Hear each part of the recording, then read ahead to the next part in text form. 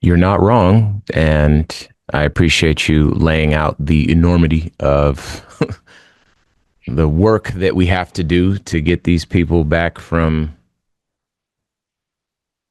where they are.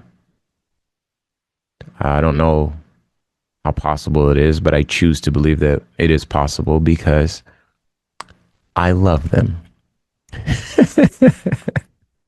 So, does love exist? I know. I see your face. I know. I know, dude. It's radio, man. I have to make a transition. Okay. Does love exist? Do you want to go first? I'm sure you got more to say. No. Oh man, here we go. See. All right. All right. I guess I'm going first. Okay.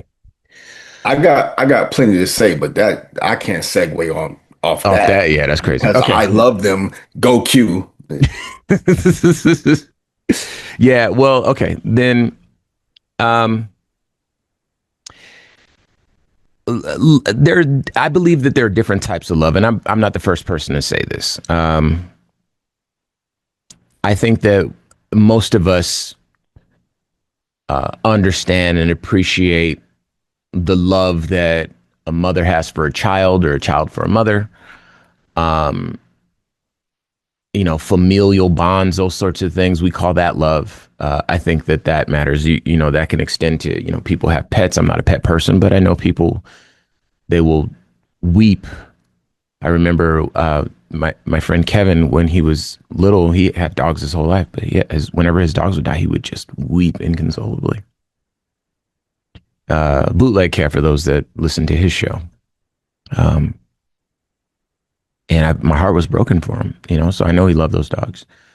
Let's see, what other kind of love? Of course, romantic love. That's the thing that most people think of when they think of whether or not love exists.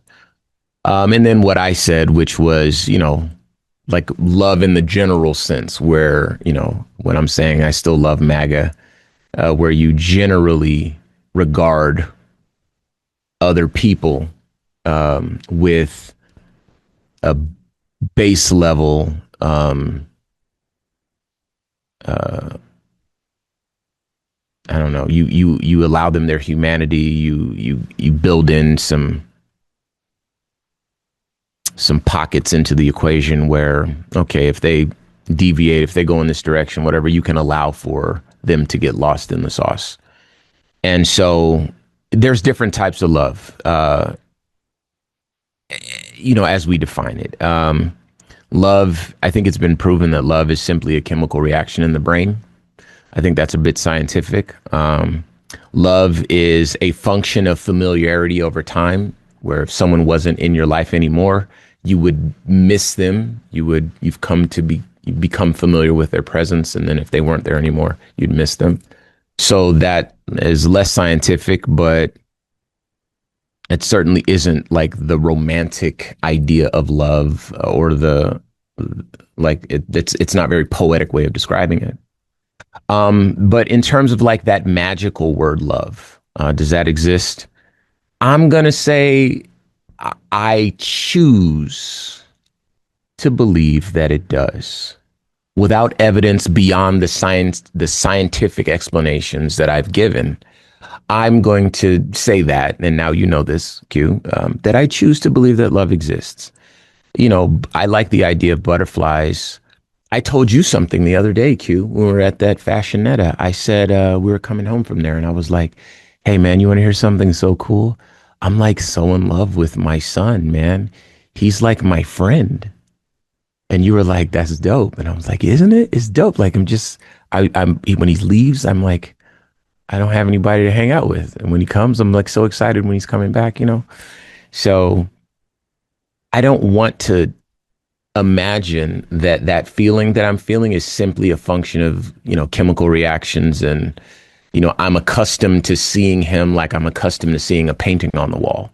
You know what I mean? Like his presence and my involvement in the development of this human being, and not just because he's a child growing, but everyone is always continually developing and growing as individuals. They could be 100 years old, they're still growing, they're still learning, they're still developing. um, to have some influence on that and to bear witness to that, I think, is, I'm going to choose to call that magical. I know that magic's not real, but I'm choosing to call it magical because the world is better for me with magic in it. And similarly, the world is better for me with love in it. And, there are different types of love again, as I mentioned. I'd protect my children, my family. I would protect you, Q, and your family, and, the people that know, with my life. I would be proud to do so. It'd be a point of pride to protect you with my life. Um, I don't want to call that anything other than love. I just don't want to. So, does love exist? Well, for Ramses, it exists. Maybe to a lesser degree for the people that his identity is rooted in the demise of me and my people. But I, I don't see me living like they live, where hate is redefined and normalized. There's no hate in my heart, nor will there ever be hate in my heart. So, yeah, does love exist? I don't know, but I'm going to choose love. So that's what I got. Your thoughts? I think what you described regarding MAGA is more like Stockholm syndrome. So we'll look into that because that might be something Okay. that we need to talk to someone about. Hey, these people who are actively killing me and oppressing me and going out of their way to be cruel to me, I love you. Sure, we can revisit that at another time. Yeah, that's fair. You talk about different types of love, and you mentioned the word science. Hmm. Scientifically, love is not an emotion, Hmm. right? Emotions are fleeting, typically reactive. Somebody does something to you, it makes you mad. That's an emotional response to something. And those emotions are typically short-lived. Love is closer to like drive or even addiction. Hmm. Scientifically, it's more of a motivational state. Like think of like hunger, thirst, love kind of fits there better than it does emotion scientifically. It's not how you feel. Everything you just described is more like what you're compelled to do. I would defend Q and my family and my loved ones with my life because I love them. So it's more of an action thing that Okay. compels you than an emotion. Hmm. Um, you think about romantic love, my mind goes to pain and heartbreak, Oh right? yeah. That cingulate cortex, that your dorsal anterior, that the way that it affects your brain, it's like it actually hurts. Painkillers like Advil can help with heartbreak, literally.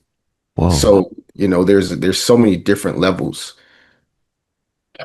Neurologically, again, love is more similar to an addiction that's driven by your mind's and your body's need to be like rewarded for something or like our bonding systems. So love is designed to motivate pursuit, attachment, survival, and procreation.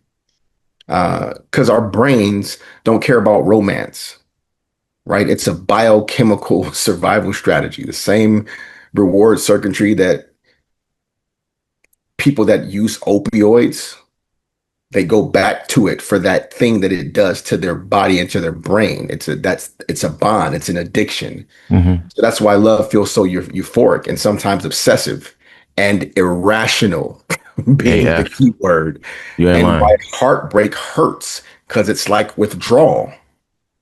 Sure. Love is not an emotion. It's like biology's way of keeping us together long enough to make a family.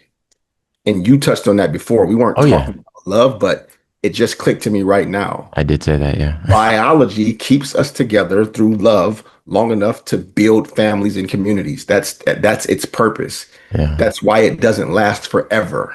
Yeah. Last 7 years. So yeah, so like love, the idea of it, sure, but you can only really be certain of your love for someone else. You Ooh. know who and what you love. You have to believe everyone and everything else that says it loves you. Mm. So knowing versus belief becomes an entirely different question that maybe we can have on another show. I'd love to do that, man. That would be a really cool conversation to have because I think fleshing out that biology would certainly help provide a little bit more context.